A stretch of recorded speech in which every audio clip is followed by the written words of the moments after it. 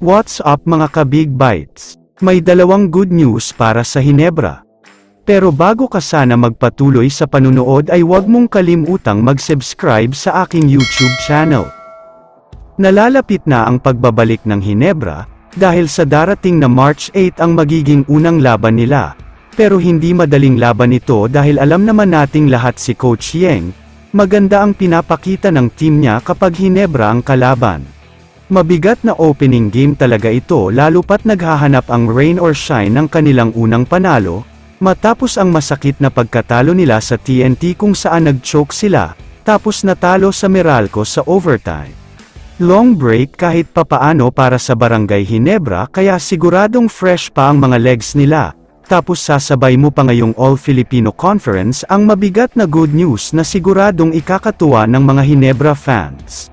Ayon kasi sa mga reports, kasama na daw ngayon sa practice ng Hinebra itong si Jeremiah Gray, at ang galaw niya ay parang hindi man lang nagkaroon ng injury, doing good daw talaga at maayos ang pinapakita niya sa practice.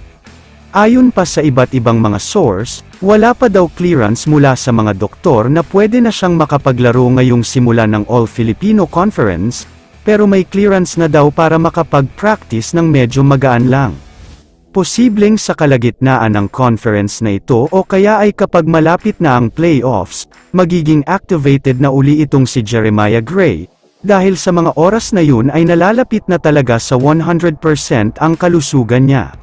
Sobrang magandang balita talaga ito para sa Hinebra, dahil magkakaroon na naman sila ng dagdag na katulong, dahil alam naman nating lahat na kapag nag-init ang isang Jeremiah Gray, napakahirap talaga niyang mapigilan. All-Filipino Conference lang ngayon. Kaya naman malaking bagay ang magiging ambag niya para sa Hinebra, dahil may mga bigman naman sila na kayang mga labaw sa ilalim, kaya naman isang shooter talaga ang kailangan nila ngayon. Samantala, ang isa pang good news para sa Hinebra ay tungkol kay Jamie Malonzo. Dahil ayon sa mga source ay nakasama na daw ngayong araw si Jamie sa practice ng Hinebra, at productive naman daw ang ensayo nila. Pero hindi pa sigurado kung tuloy-tuloy na nga ba ito. Pero ang mahalaga ay kahit papaano okay na siya, at gumaling na ang mga nabugbog na part ng katawan niya, kaya good news pa rin talaga ito para sa Hinebra. Kaya naman kung kayo ang tatanungin, ano ang masasabi nyo sa mga good news para sa Hinebra? I-comment mo naman ang opinion mo tungkol sa tanong na ito. Dito na muna nagtatapos ang video na ito. Maraming salamat sa panunood mga ka-Big Bites. God bless sa inyong lahat.